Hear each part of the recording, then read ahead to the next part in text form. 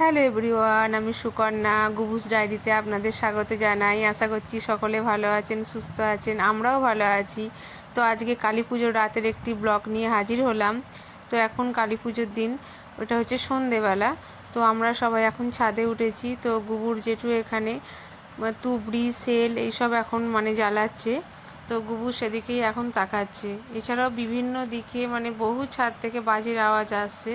তো আজকে তো হচ্ছে আলোর উৎসব, সবাই সবার বাড়িতে বাতি, প্রদীপ, মোমবাতি দিয়ে সাজিয়েছে। তো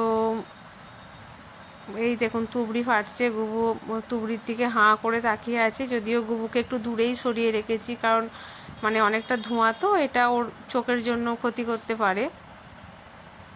তো এই দেখুন, সেই বললাম না ইলেকট্রিশিয়ান দাদারা এসেছিলেন, তো ওরা খুব সুন্দরভাবে আমাদের বাড়িটাকে সাজিয়ে দিয়েছে। তো পুরো কমপ্লিট করে দিয়েছে। দেখুন খুবই সুন্দর লাগছে। এই ভিউটা ছাদ দেখে নেওয়া হয়েছে। এদিকে আবার তুবড়ি ফুটছে, গুবুকে ওর দিদুন কোলে নিয়ে আছে।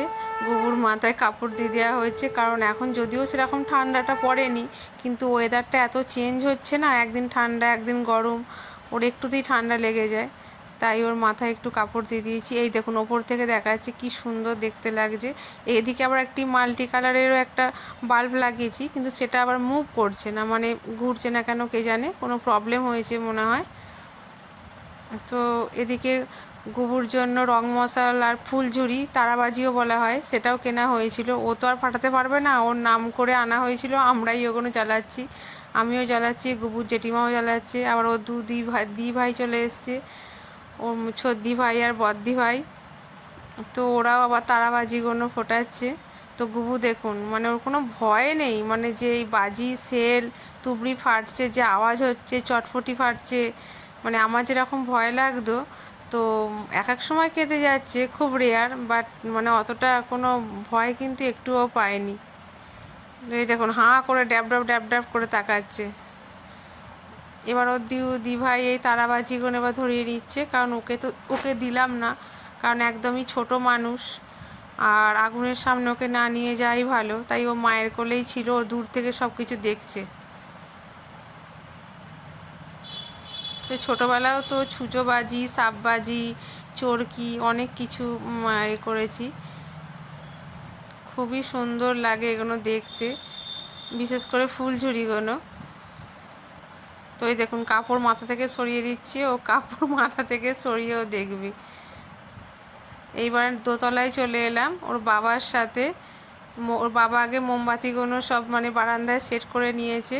ও এবার বাবার সাথে মোমবাতিগুলো জ্বালাবে। যদিও জানি আগুনের কাছে ওকে নিয়ে যাওয়া ঠিক না, তো ওর বাবা খুব সাবধানেই ওকে ধরে, দেখুন না একটুও ভয় নেই, ও জ্বালাবে মোমবাতিগুলো।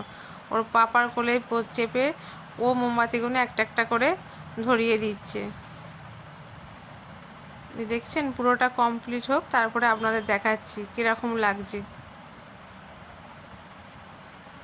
এই দেখুন, এই সব করতে দিলে ওর খুব আনন্দ, শুধু খাওয়া ছাড়া ওটাতেই ওর খুব কষ্ট। এই দেখুন মা ওকে নিতে চাইছে, কিন্তু ও যাবে না, ও পাপার কোলেতেই এটাই ওর আনন্দ লাগছে। এই দেখুন মোটামুটি দিকটা কমপ্লিট হয়ে গেছে। এবার আপনাদের দেখাচ্ছি, এখন ওই দিকটা বাকি আছে, ওই দিকটা।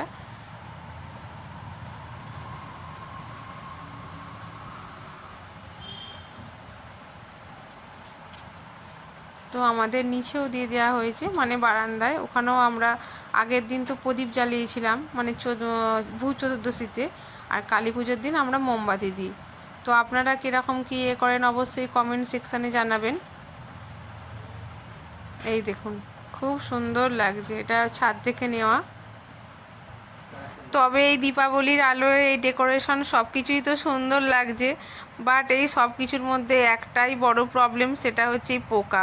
এবারে তো এত হারে পোকা হয়েছে, এমনও হচ্ছে বারান্দায় টিউবলাইট জ্বালিয়ে ঘর অন্ধকার করে রাখতে হচ্ছে, কারণ চোখে মুখে ঢুকে যাচ্ছে। এবার ছোট বাচ্চা, এবার ও অন্ধকারে থাকতে চাইছে না, তো জিরো জ্বালিয়ে, তো এবারে অত্যাধিক পোকা হয়েছে। জানি সবাই এটা ফেস করছেন, তবে আমরা ছোট থেকেই দেখে আসছি কালী পুজোর এই টাইমটা একটা টাইমে এরকম পোকাটা হয়, আবার কিছুদিন পর এটা কেটেও যায়। তো সবাই নিশ্চয়ই কালী পুজোর এই আনন্দে মেতে উঠেছেন, আতশবাজি, ফুলঝুরি, সেল সবাই ফাটিয়েছেন, কিন্তু বাড়িতে ছোট বাচ্চা থাকলে, বৃদ্ধরা থাকলে ওদেরকে একটু মানে সাবধান করে করাই ভালো, ছোট বাচ্চাদের মানে একটু সাবধানে রাখাই ভালো। তো আপনারাও কিরম সব করেছেন ছবি পাঠাতে পারেন। ঠিক আছে, আবার নেক্সট ব্লগে দেখা হবে, টাটা।